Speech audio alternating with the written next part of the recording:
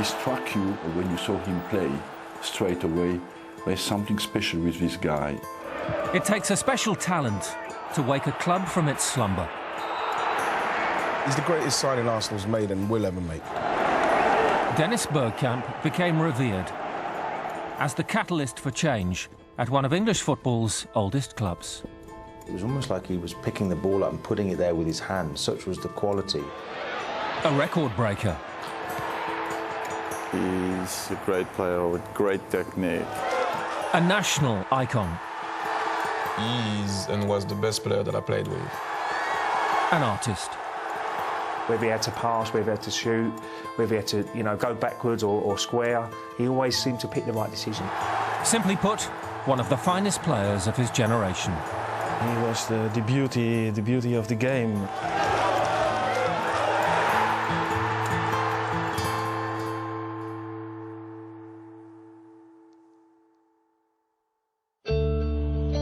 For generations, the legendary Ajax Academy has produced a wealth of world-class players.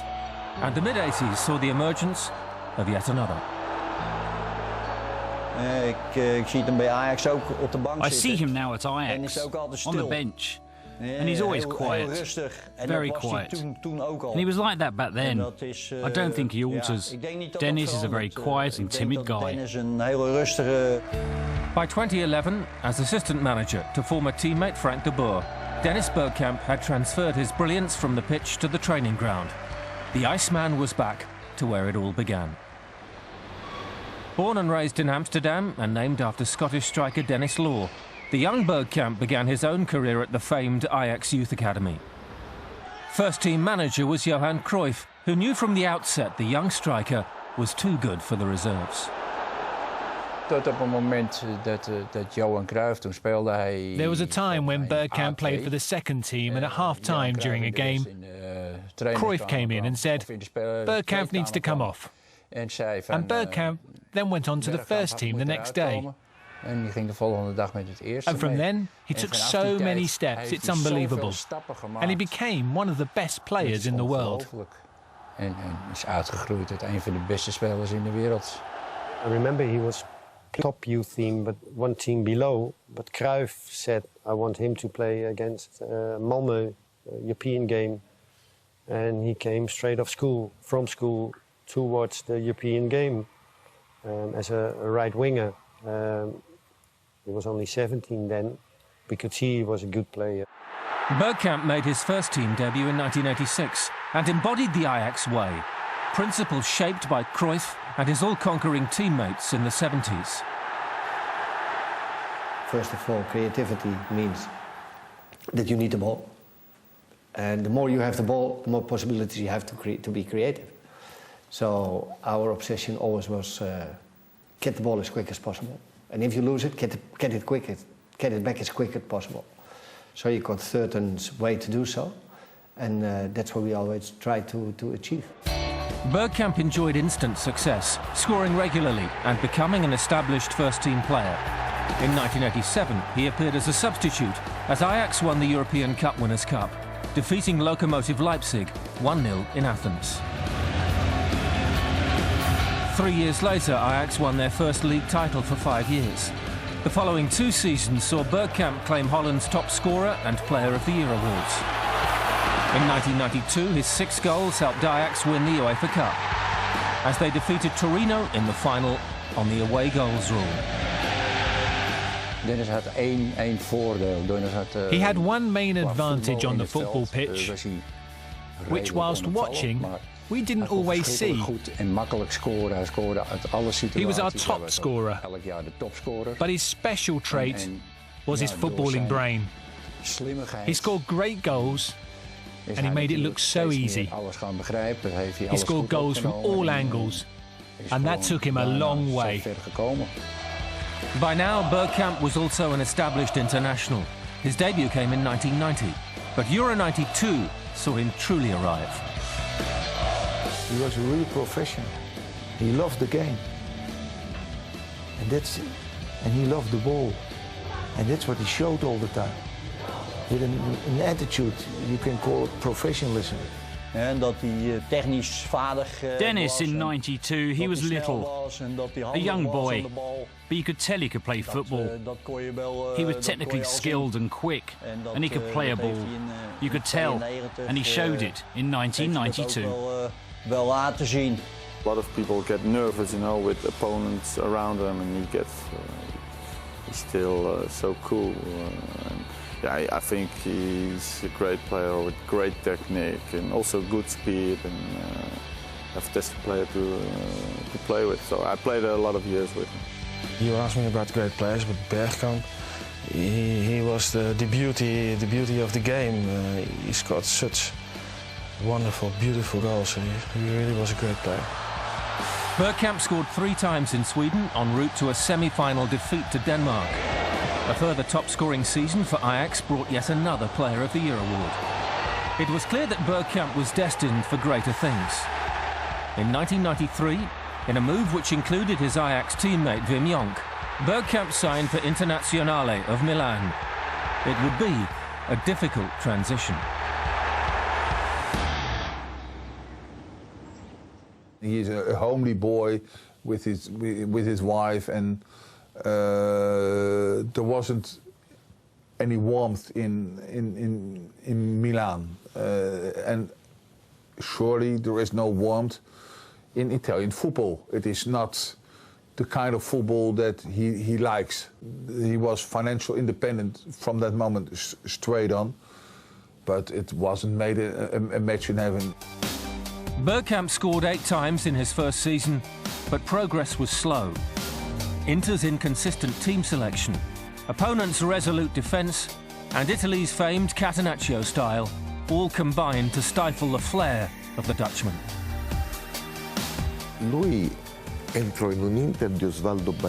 He came into an Inter Milan side managed by Osvaldo Bagnoli.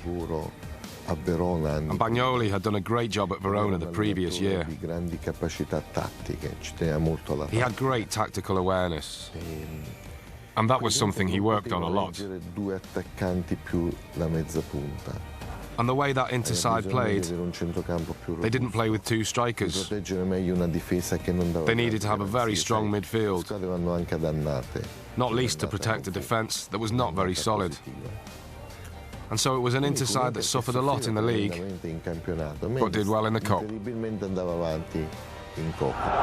Despite the problems, the Dutch international won his 3rd European medal, as Inter enjoyed UEFA Cup success. Bergkamp top-scored in the competition with 8 goals, as Inter defeated FC Salzburg in the 1994 final. But Inter's domestic form was poor. They finished the season in 13th, just 1 point clear of relegation. In the cup, he was a great player and one who scored goals. But it has to be said that Inter did not meet very strong sides. Even if at that time, the UEFA Cup was very different from today's Europa League. At that time, the cups were very competitive because there were less teams taking part.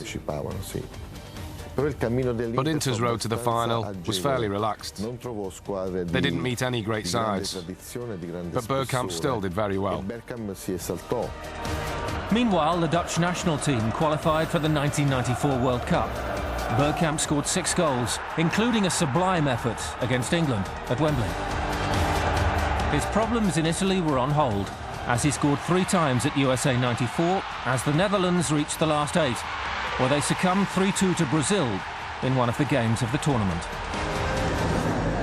Back in Milan, injury and fatigue, combined with apathy from supporters and a mutual disenchantment with the press. And when Massimo Moratti took charge and promised to invest heavily in the club, Bergkamp's Italian career was over. But the best was yet to come.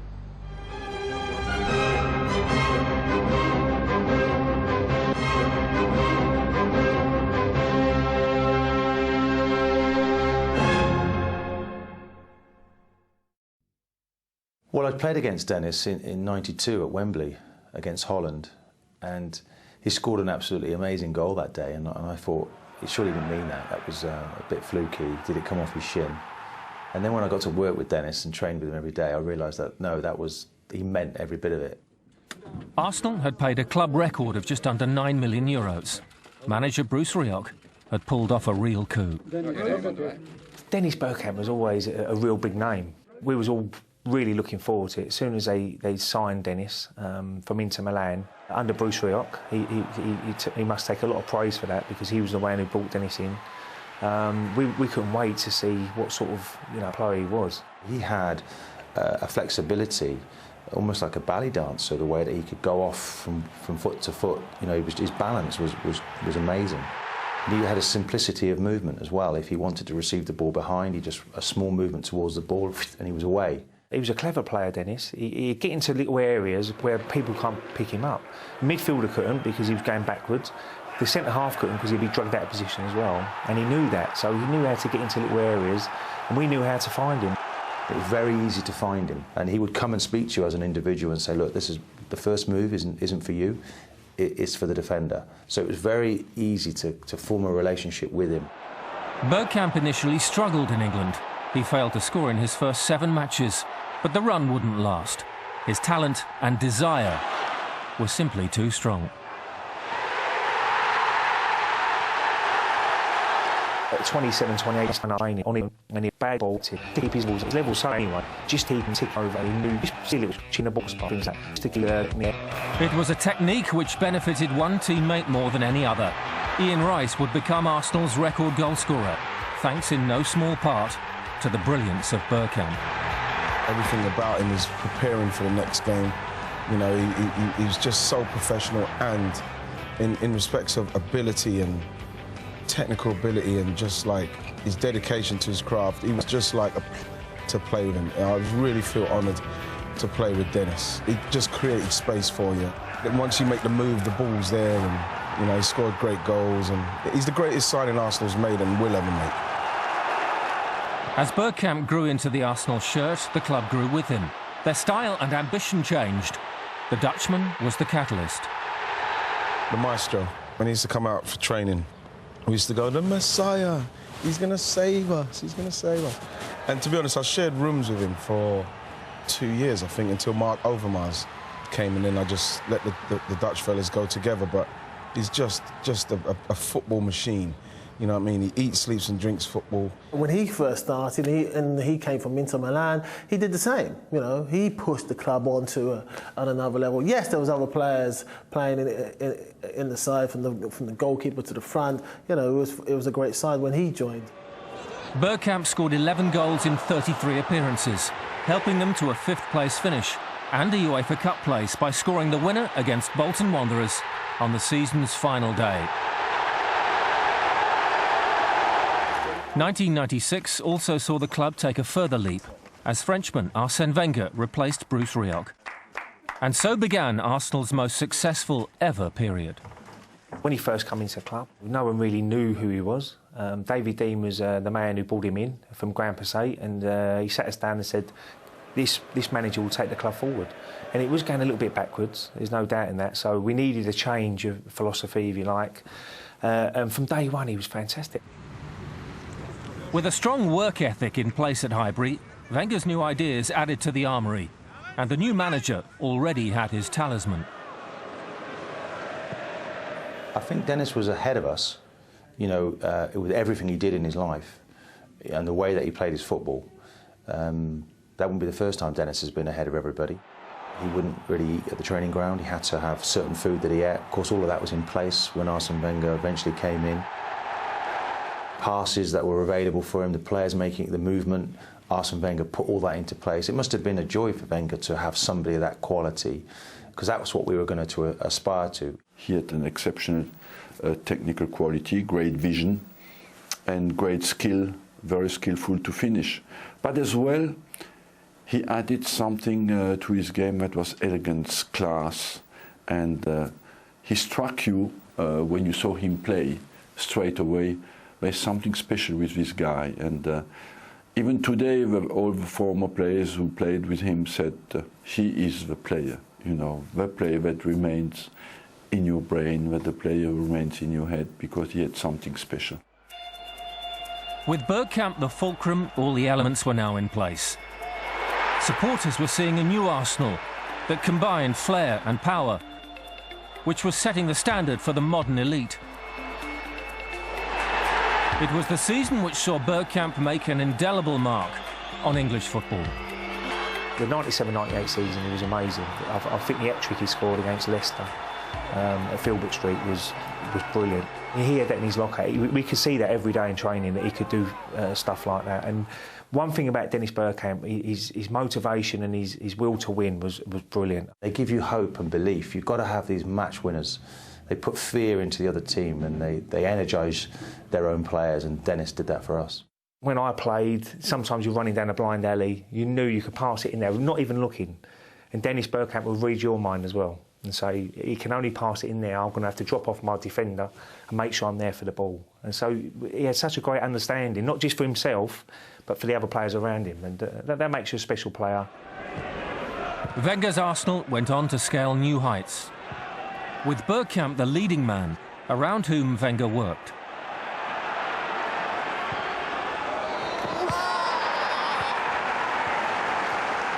Arsene Wenger knew he had a top quality player in Dennis Bergkamp. All he had to do was build it around him, if you like, you know. So he bought Patrick Vieira, who was a brilliant midfielder. Petit was in that season, 97-98. Then he bought Overmars. He had electric pace on the left-hand side. Scored 19 goals that year, that first season, 97-98. So he was very important for the team. And I played on the right-hand side, which I was more of a worker. I mean, I was one who tried to win the ball back with Patrick Vieira in that midfield. It seemed to work, and that was down to Arsene Wenger. Bergkamp ended the season as the club's top scorer with 22 goals, as Arsenal won their first league title in 7 years. They also captured the FA Cup in 1998. And although injury meant Bergkamp missed the season's climax, his contribution could not be doubted. He was the competition's standout performer. As a youngster, he dreamed of playing in the final at Wembley. But missing out was tempered by his fellow professionals voting him Players' Player of the Year. The World Cup in France was up next, and once again Holland flattered to deceive, losing a semi-final on penalties to Brazil. But one moment in Marseille lives long in the memory. Bergkamp's last-minute quarter-final winning goal against Argentina.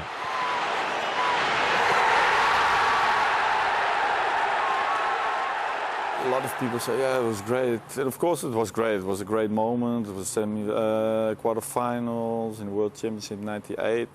The pass of the Boer, 30, 40 meters. The way he controlled the pass. Okay, the pass is okay, but still, then it's Dennis' turn, and yeah, and then you can see, you know, he's got such a smooth technique. The second, the turn, and the third, in just one movement, you know, that's magical. Domestically, Arsenal faltered the following season, but in 1999, a young Frenchman arrived at the club who would go on to break Ian Wright's Arsenal goal-scoring record, aided by the wisdom and vision of Dennis Bergkamp. For me, he is and was the best player that I played with. Yes, Dennis Bergkamp. It's crazy. The guy was always giving 100% in training, playing hard. You know, his understanding of the game. He was always doing what the game was asking him to do. You know, and that's something really difficult in the game to do. The way we played, of course, was linked, was going through the middle through him. And he's the guy who brought Overmars Henry alive. And football is a little bit, at the end, in the final third, you need like one guy who gives a great ball and one guy who finishes. He was the kind of quarterback of the team, you know, the guy who always gives the ball in the right space at the right moment, and the brain of a team.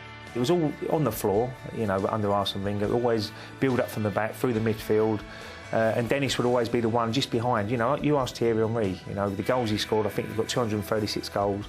A lot of that was to do with Dennis Bergkamp, because he knew that when he got it, that he would make a run and Dennis would find him. Watching Thierry and watching Dennis at training and games, it's definitely the kind of consistency and you know, the attention to detail.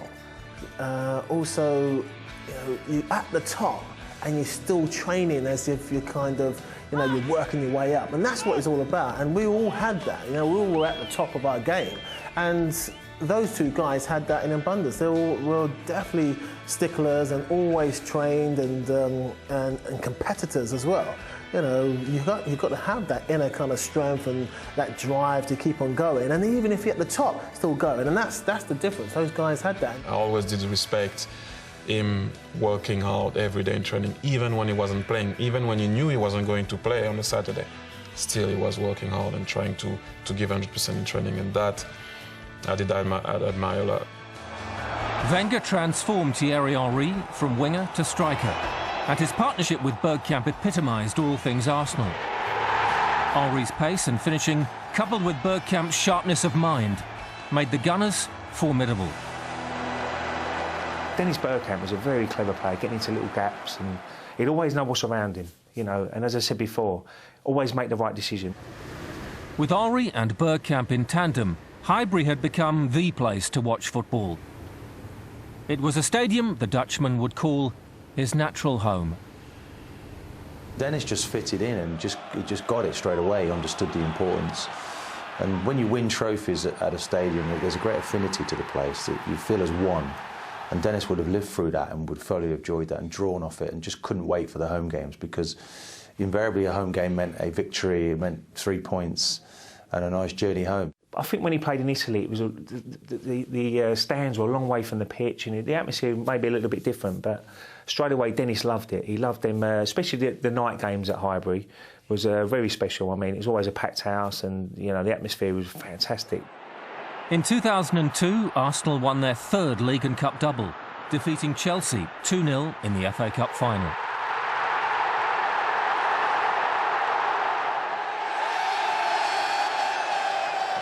In 2003, this strike against Oxford saw Dennis reach another personal milestone as he scored his 100th goal for the club.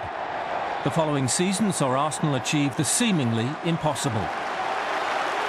Their team of 2003-2004 will forever be known as the Invincibles. It was the first time an English side had completed a Premier League season without losing a single match. Arsene and Arsenal had made history.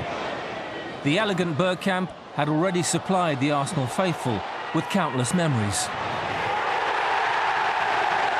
But it couldn't last forever.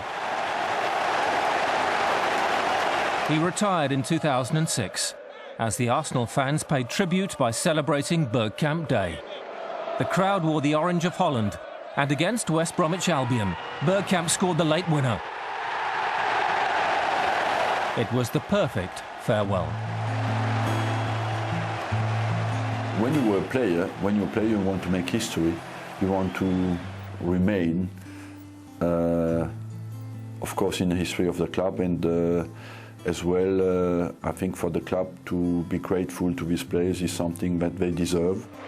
The next generation can only try and learn from a player of such talent. But producing another Dennis Bergkamp will not be easy. After the games, you would sit and you would chat and analyse the game. He was a great student of football. I did learn a lot with him, you know, especially, you know, Dennis Bergkamp was making the guys around him playing better. And that's always something that you got to appreciate. He was a joy to play with and a real good character as well for the dressing room, because he liked his fun as well. You know, off the field we had lots of fun, and he was a real top man. Just look at the respect he got from his partners. Even today they speak about him, and on top of that he had respect for tradition, a touch of class that the club wants to be linked with, you know, and the way to do things differently. So it was a perfect marriage between Dennis and the Arsenal Football Club.